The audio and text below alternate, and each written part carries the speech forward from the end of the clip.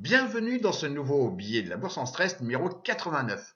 De tout cœur, je vous souhaite une excellente année, donc 2022, plein de bonheur et d'excellents trades. Alors, où est-ce que nous en sommes donc le 14 janvier 2022? On avait évoqué lors du numéro donc précédent, le 17 décembre, donc comme quoi il fallait bien observer ce qui s'est passé, en tous les cas concernant l'or, les taux d'intérêt, etc. Je vous propose, on regarde ça de nouveau.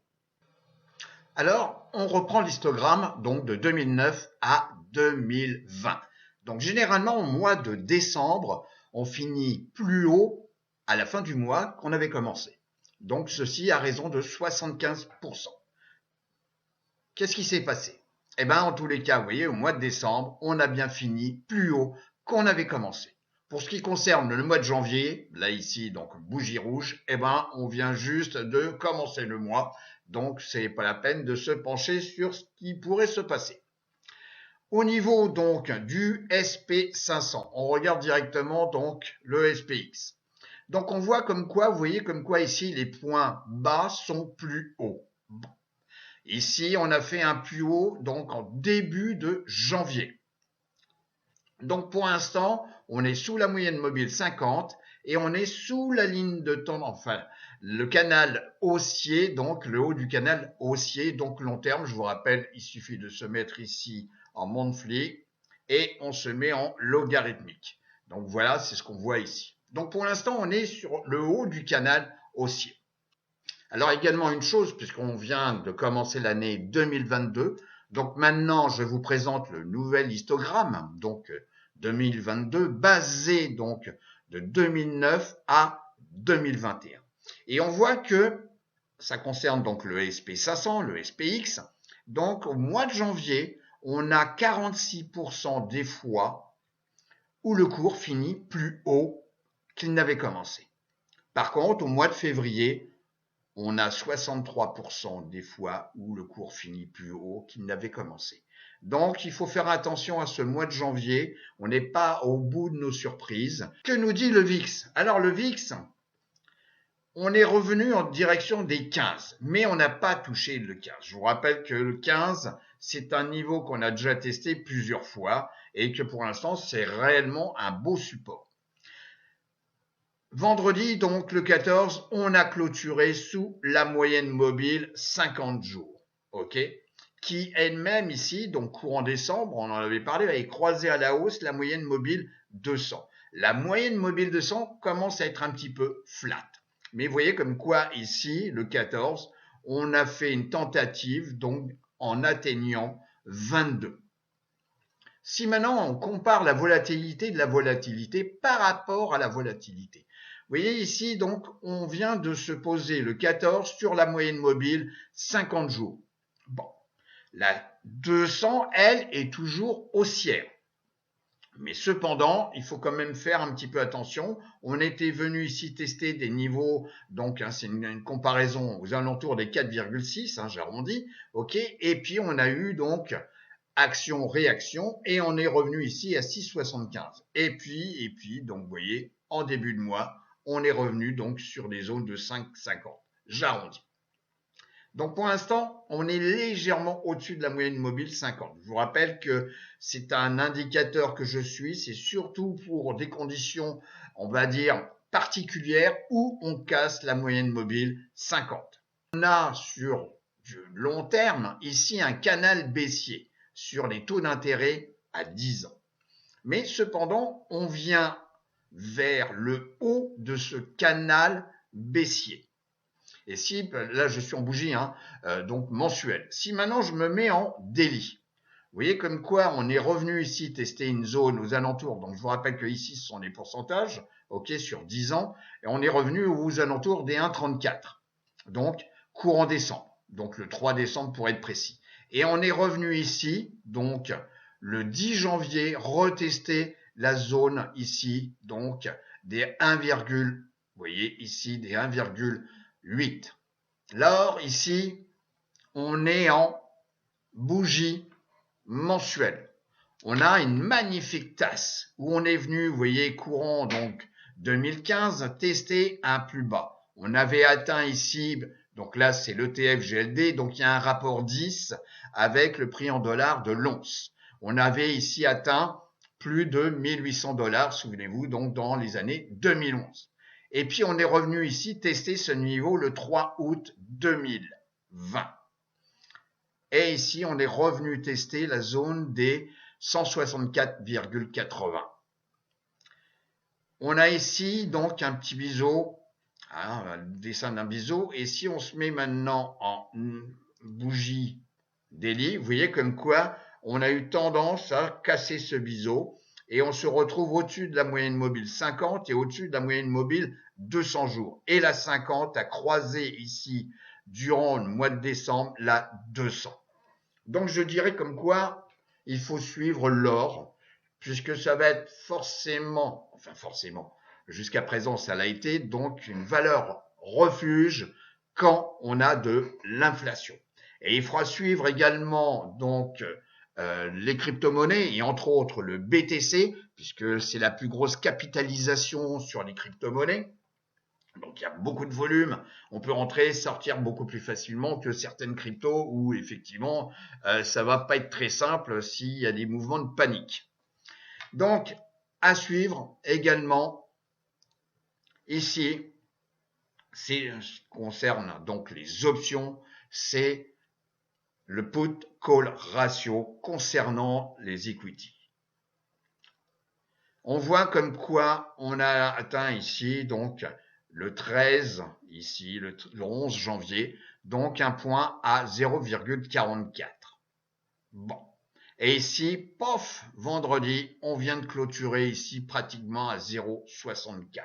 Ce qui veut dire, puisque c'est une division, put divisé par call en termes de volume, donc ça veut dire que on a une prépondérance actuellement sur les achats de put. Quand est-ce qu'on achète des puts? C'est pour protéger son portefeuille. Donc, à partir de ce moment-là, il faut suivre ça également de près. On avait ici, souvenez-vous, donc courant décembre, le 3 décembre, on avait atteint ici un ratio de 0, pratiquement, j'arrondis, 75. Ce qui veut dire que là, on avait encore plus de prépondérance à l'achat de put que de call. Est-ce qu'on va avoir également une direction pour retester ces niveaux-là? Si on regarde ici un petit peu, le RSI, on est au-dessus de sa zone donc de neutralité, le RSI 14 de cet indicateur. Et le MACD ici, on a croisé sa ligne de signal, donc je n'ai pas la boule de cristal, mais c'est à suivre impératif. Et puis également quelque chose de très important, c'est les pourcentages, c'est le pourcentage de sociétés au-dessus de leur moyenne mobile 50 jours. Et ouais, comme quoi on avait retesté, donc ici, donc le 4 janvier, des niveaux de 78% de sociétés qui étaient au-dessus de leur valeur moyenne, de 50 jours. Et vous voyez comme quoi ici, on a paumé, rien que ça, on a paumé 20 points, 20% en très peu de temps. Et ici, vous voyez, on a donc vendredi le 14, plus que 57,5% de sociétés au-dessus de leur moyenne mobile 50. Donc retour sur les capitalisations. Donc on voit toujours sur 6 mois comme quoi il n'y a que les mégas et les larges qui sont positives. Toutes les autres capitalisations sont négatives sur 6 mois. Si on regarde maintenant sur 3 mois, on voit qu'il n'y a que les mégas qui ont superformé sur 3 mois. Toutes les autres, et incluant les larges, donc je vous rappelle les larges c'est entre 10 milliards et 200 milliards, sont négatifs. Au niveau des indices, donc les 3 indices principaux, ici le Dow Jones, ici le QQ et ici le SP500, sont positifs, mais moins positifs qu'ils l'ont été. Le Russell 2000 est toujours dans une zone de congestion. On a sur 6 mois, puisque ici je suis sur 6 mois, on est à moins 0,5%. Donc ça aussi, parce que le Russell 2000, c'est les 2000 entreprises purement américaines et qui sont le reflet de l'économie. C'est pour ça qu'il faut faire extrêmement attention. Je vous dis pas comme quoi ça y est, c'est la fin du marché haussier, mais en tout cas, il faut faire extrêmement attention. Si on regarde le QQ, ici, vous voyez, je suis en bougie mensuelle. C'est pour ça qu'il faut être quand même un petit peu réaliste. Si on regarde depuis le 1er janvier 2020, on a clôturé ici, donc en décembre 2021, avec une progression de pratiquement 86%. C'est quand même relativement énorme. Vous voyez, c'est pour ça que bon, et puis quand on voit la pente ici, et je suis pas en logarithmique, hein, je suis en mode linéaire. Vous voyez bien comme quoi ici, on a une sacrée accélération. Alors, je ne vous dis pas que c'est la fin du marché haussier, mais il faut faire attention. Si maintenant on regarde en daily, donc on est en daily, donc dans une zone, donc là je vais l'enlever, parce que là on va s'embêter pour rien. Donc voilà. Et vous voyez, on suit toujours cette ligne de tendance, on va dire court terme, moyen terme, hein, puisque là on commence donc dans la fin des années 2020, ok. Et on a toujours cette tendance qui est haussière. Et on a tendance à revenir tester ici, donc hein, puisque là c'est l'ETF, on a un rapport 10, aux alentours des 3373 par rapport au Nasdaq 100. Bon, on est sous la moyenne mobile 50 jours, mais la 200 est toujours haussière. Si maintenant on regarde le Russell 2000, donc vous voyez, on est toujours dans ce rectangle de congestion, je suis toujours en bougie mensuelle, on est toujours dans ce sacré rectangle de congestion et depuis donc février 2021. Donc vous voyez, ça commence un petit peu à durer. Mais on a clôturé ici en décembre sous cette moyenne mobile, donc 10 mois. Et est-ce qu'elle va prendre cette forme-là? Je ne sais pas. On est loin de la 50 et encore plus loin de la 200 mois. Si on regarde maintenant en daily, donc en daily, on voit bien comme quoi on est dans ce canal, donc hein, ce rectangle horizontal, et puis ben, on joue entre le plus haut ici. Alors il y a eu une tentative, mais je reviens plus dessus, on en a déjà parlé. Donc entre ici les 230, j'arrondis, hein, et les 210, j'arrondis aussi. Donc on navigue. Et par contre, en journalier, on a la moyenne mobile 10 jours qui va avoir peut-être tendance à croiser à la baisse la 200. Et la 200, elle est flat pour l'instant. Si on regarde également cet indice sur les FANG, le NY FANG, on est en bougie mensuelle également. Même comparaison. Donc je compare donc depuis janvier, donc le 1er janvier 2020 jusqu'à la clôture donc de décembre ici 2021, donc en 2 années, on a une progression de plus de 135%. Alors les arbres ne montent jamais au ciel, on a quand même une sacrée pente ici, ok? Est-ce que on va continuer? Alors pour l'instant, le mois de janvier n'est pas fini, donc cette bougie rouge pour janvier 2022, ben, c'est pas la peine de la regarder parce que le mois n'est pas fini. Donc on va regarder en daily. En daily, vous voyez comme quoi on est venu tester ici donc le 13 janvier et retester donc ici à l'ouverture le 14 la moyenne mobile 200 jours donc de cet indice. Et on est sous la 200, la 50. Et la 50, elle a pour l'instant une direction vers le sud.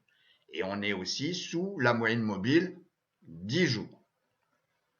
On regarde maintenant donc les secteurs.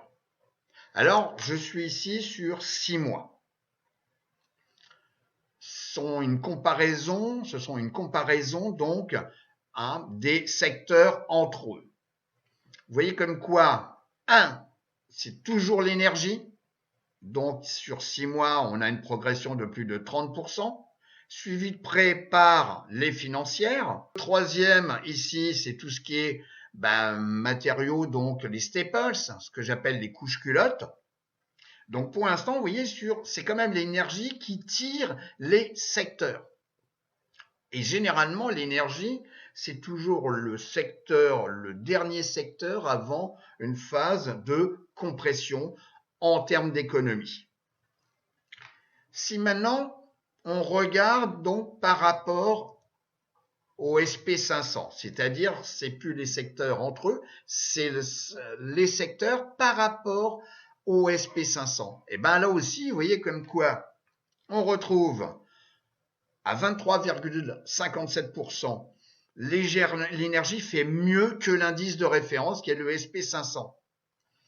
Ensuite, on retrouve également les financières qui font mieux que le SP500.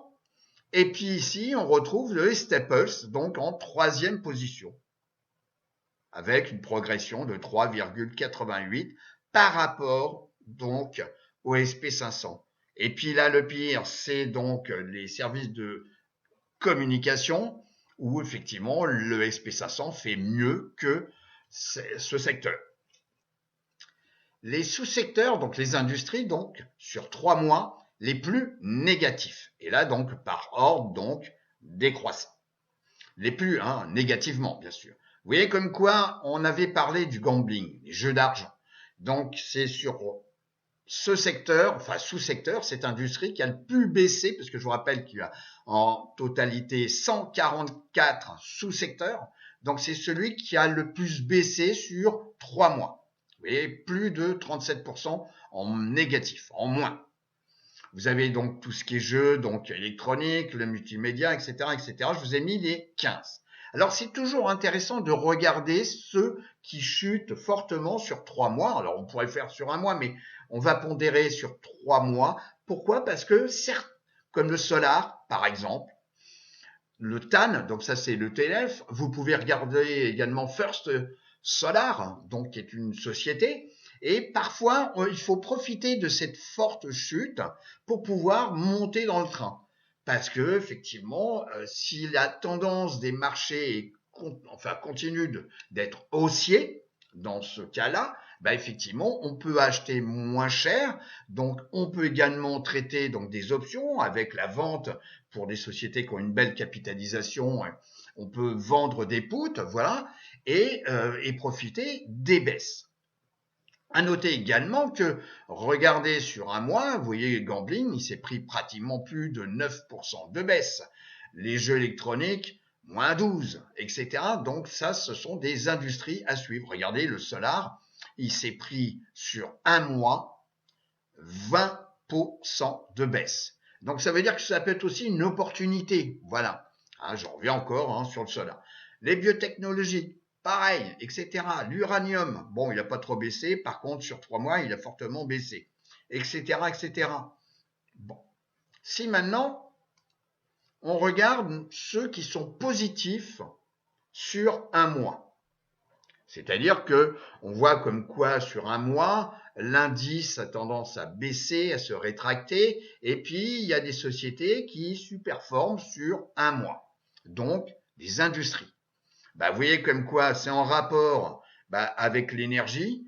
Vous avez le charbon, tout ce qui est pétrole en termes d'équipement, de services, d'exploitation, de production, etc., de raffinage. Bon, tout ça adossé à l'énergie. Donc, vous voyez comme quoi c'est cohérent par rapport à l'étude qu'on vient de faire sur les secteurs. Vous voyez, en plus avec, pour certaines, ça, en tous les cas industries, des belles performances. On a également le cuivre, on a l'aluminium. Donc là, on est dans les matériaux de base qu'il faut suivre. Et puis, le 15e, je vous en ai mis 15, vous voyez, on est quand même gentil à la bourse sans stress. Donc, on a tout ce qui est REIT, donc concernant les hôtels et les motels. Donc là, c'est l'activité saisonnière, des vacances, etc. Et on a une belle performance sur 1 mois.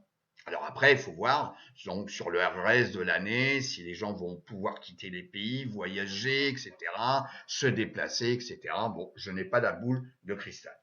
Et par contre, vous voyez, le 10e, j'en reviens toujours là-dessus parce que c'est quand même les bases en tous les cas du business, c'est le fret maritime, marine shipping.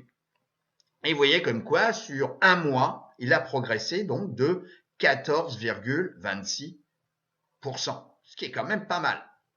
Alors, on va aller directement ici donc sur Finviz, donc où on a sélectionné sur industrie, et ici donc on a sélectionné marine shipping.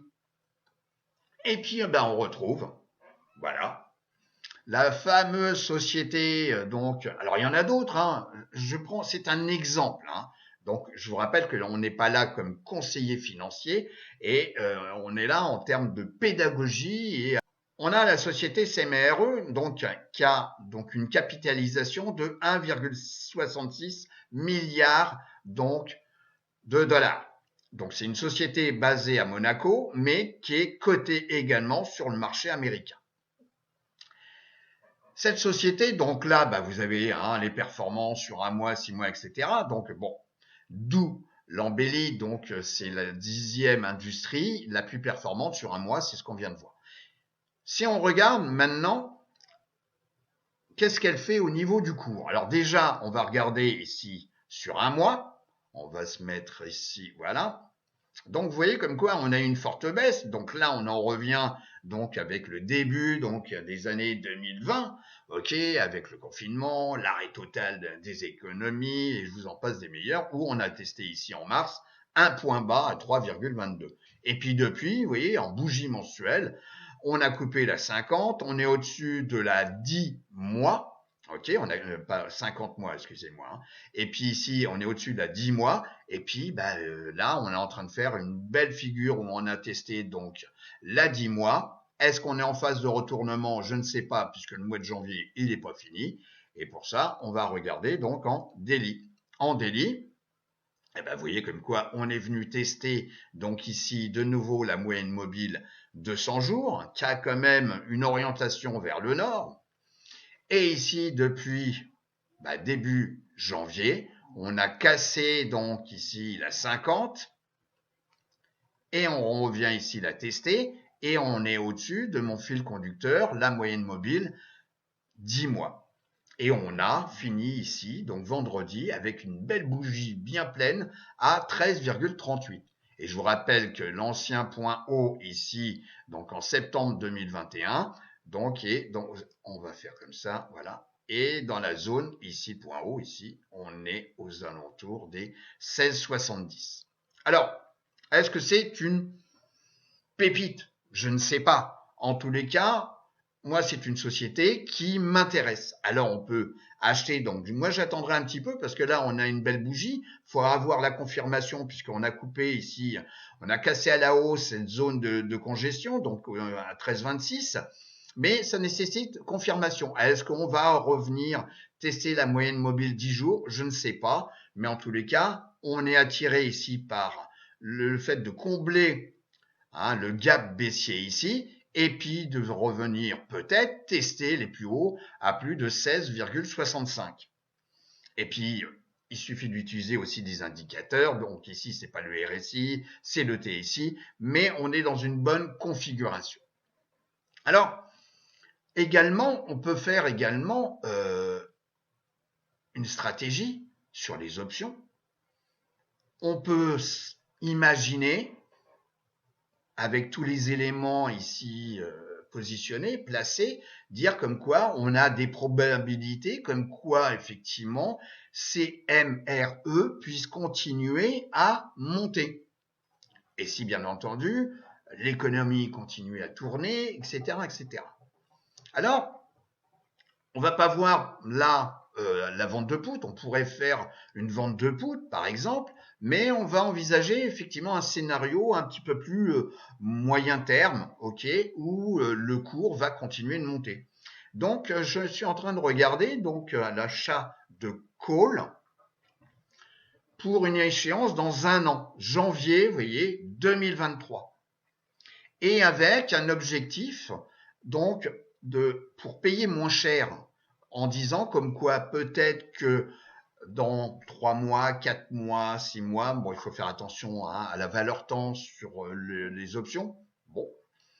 Et dire comme quoi les probabilités que le cours atteigne 15 $ ou même ici 16 $, plus de 16 $, eh ben, sont possibles. Et si on revient ici en hebdomadaire, revenir tester des valeurs aux alentours des 23 comme on vient de le voir. Ok, c'est potentiellement possible. Donc, on peut acheter donc en dehors de la monnaie. Alors, ça peut choquer certains, mais on peut acheter en dehors de la monnaie une option donc sur une échéance de janvier 2023 avec, par exemple, un objectif. Donc là, je vous ai dit comme quoi l'open interest, il est très, très important. OK. Il faut avoir des contrats ouverts. Et puis là, vous voyez, vendredi, on a eu donc juste un contrat. Donc, je vous rappelle qu'un contrat, c'est sans action. Donc, c'est MRE. OK. Donc, on pourrait envisager la semaine prochaine, je vais regarder comment se comportent ces MRE, mais je pourrais acheter donc en dehors de la monnaie, donc vous voyez un strike 15, donc le strike 15 et ben ici, je suis bien en dehors de la monnaie, donc acheter un contrat à, alors bien entendu on peut choisir également un strike 17, ça c'est comme vous voulez, mais là c'est pour vous montrer comme quoi je peux acheter un contrat donc strike 15 sur l'échéance janvier 2023 pour 170 $. Puisque là, c'est le prix pour un centième donc pour une action. Et comme j'achète un contrat qui comprend 100 actions, eh ben, ça va me faire donc 170 $ entre guillemets de risque. À moins d'accepter ma perte, d'accepter ma peine si effectivement je perds 170 $. Mais par contre, si ces MRE donc continue de monter et suit cette tendance, eh ben vous verrez comme quoi si on arrive au strike 15, eh ben à partir du strike 15, ici, on va retrouver de la valeur intrinsèque donc de l'option et croyez-moi que ça va sacrément valoriser l'option.